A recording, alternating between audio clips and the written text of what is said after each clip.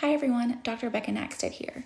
Let's discuss the implications of having general anesthesia, especially for a long period of time.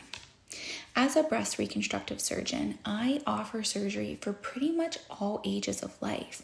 I have a surgery coming up this week for a 79-year-old. She's otherwise healthy and her breast reconstruction implants are deflated and they need to be replaced. But I've always wondered to myself, what are the implications of having either long anesthesia or anesthesia in an older adult? Let's discuss what the literature has to say. So first off, when I'm doing the surgery, I want that patient to be out of anesthesia as quickly and as safely as possible. So I'm always trying to be as efficient as possible in the operating room.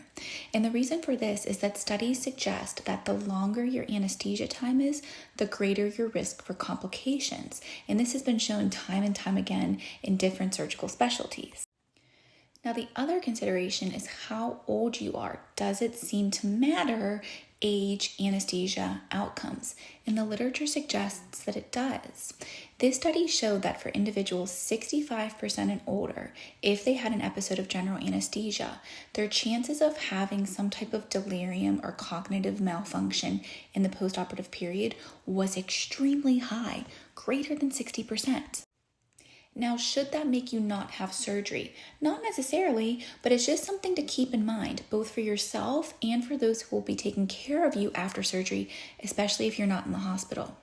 Now, this is a completely different story than for doing anesthesia in children. We really want to avoid anesthesia in children for their developing brains, and that is a completely different discussion.